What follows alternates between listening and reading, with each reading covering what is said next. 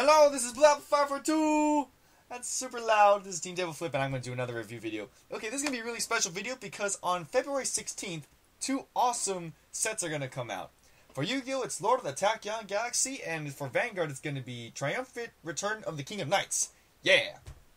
Now, both these sets are really cool for multiple reasons. I'm going to say one because I need to make this video really short.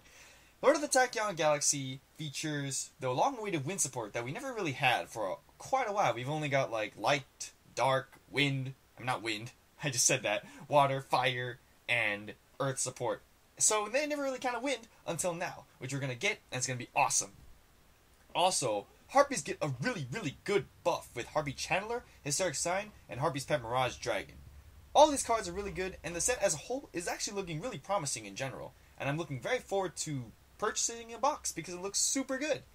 So yeah, for Triumphant Return of the King of Knights, as it is mentioned clearly on its name, all the Royal Paladins that was featured in set 1 and a couple of sets after get re-released as Gold Paladins known as Liberators. Fitting name, because they're like, liberating, oh, I'm cool and stuff. Alfred gets a really cool boost, literally. Bastard Blade, he gets a cape, he looks cool. Gallatin, Flogel, Epona, all those cool guys come back and kicking butt in Gold Paladins. And what's cool is that they're only restricted to Liberators, so their broken abilities cannot be used by other cards such as Azel, Pelennor, and Special Duke Dragon. So that's really cool. Plus, they're releasing also cooler support like Royal Paladins. The long-awaited Royal Paladin Cannon never really got support until now, which is not really. Yeah, it's pretty good support. It's pretty good support. Spike Brothers, a little bit of Nova Grapplers. Naruto Kami's get an amazing buff, and Genesis, which I'm sure you've seen videos of me and my friend playing with Genesis. And the deck is actually really good. He's just got unlucky, but I've been playing the deck, he's been playing the deck. The Riot Chain is amazing, the amount of pluses you get. But you deck yourself out so quickly, it's crazy. But if it works, because it's so good. So, Genesis is awesome. But today, I'm going to talk about two cards, one from each of the set. So, if you don't play Yu-Gi-Oh, then you can go to this annotation over here to skip to the Vanguard part, which is I'm going to talk about a Razor Gauntlet Buster Dragon, which you might have seen in my video. I do know that its effect was wrong. I did kind of make a mistake because I'm stupid, but now that I know, it's okay now. But its effect is still really good if you agree with me. Anyways, I'm going to talk about the Yu-Gi-Oh card, which is number 107, Galaxy Eyes Tachyon Dragon, which is really cool and really awesome. So I'm going to talk about right that now. Now, Galaxy Eyes Tachyon Dragon, before I say anything, it's over 100. It broke the story. I know the reasoning why. I'm not going to spoil it for anybody, but it's awesome. It's super awesome looking. If you haven't seen it, you got to see it. It looks so cool. I thought Galaxy Eyes Photon Dragon looked cool, but this thing looks even cooler. And I'm sorry, Galaxy Photon Dragon, but he looks so cool. Okay, once per battle phase, you can use the overlay unit to negate all other face-up monsters on the field of their effects and return their attack to the original state.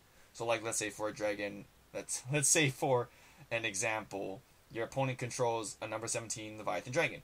They use their effect to make it 2500. You summon Galaxy Eyes Tachyon Dragon, activates effect, and then revives Dragon's attack goes down to 2000 again, with his effect negated. So his little overlay unit thing is useless no more. So, and you just blow it away. But the second effect is what really makes it interesting. So, if you use this effect, and during that same battle phase, your opponent activates a card, then Galaxy Eyes Tachyon Dragon's attack goes up by 1000, and can attack twice during that same battle phase. So let's say, for example, your opponent plays Mirror Force. I negate it with Trapstone or something. But since he activated the card to begin with, I can just simply gain the abilities of plus 1000 and attack again. So, let's say he had that Revised Dragon. I attack the Revised Dragon for now an extra 2000, and then I blow him away with another 4000 attack. So he just lost 6000 life points, and I didn't really do anything. I just negated his Mirror Force. So, overall, it's a really good effect. It's a pretty good staple. I would recommend running in most rank 8 decks because it's pretty much a walking skill drain.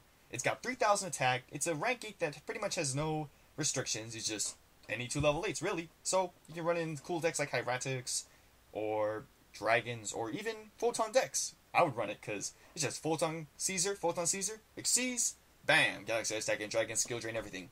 It's a really nifty card.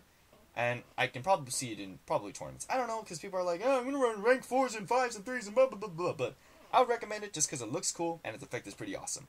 Yeah. So, next card. Now the Vanguard part. Vanguard card. The Razor Gauntlet Buster Dragon. This card is 11,000. It's already really good because it's 11,000 Vanguard. But its effect makes it just so much more amazing. So, a special counterblast 2 for erasers, obviously. Your opponent decides what to retire. I made the mistake before that I thought that you can choose it, but I figured out that that was kind of broken, and then a person commented that it was wrong. So thank you guys.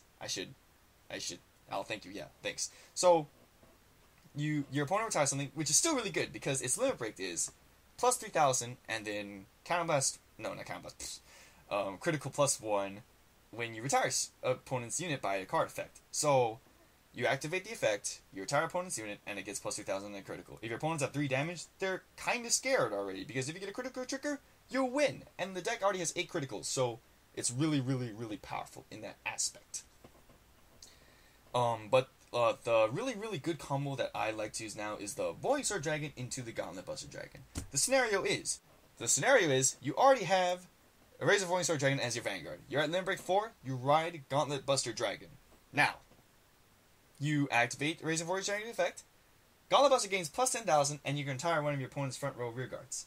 Then, Gauntlet Buster Dragon gets plus 3,000 and a critical. Then you activate Gauntlet Buster Dragon's effect, do Counterblast 2, to retire an opponent's unit. And then it gets another plus 3,000 and critical. So it's already 27,000. And if you're running the 10k booster, which I forgot the name of, I'm just going to say Photon Bomber Wyvern Eraser version, it's a 37, which will pretty much run over everything, and if your opponent doesn't have a perfect guard, then they're doomed to die. Nothing's going to survive that.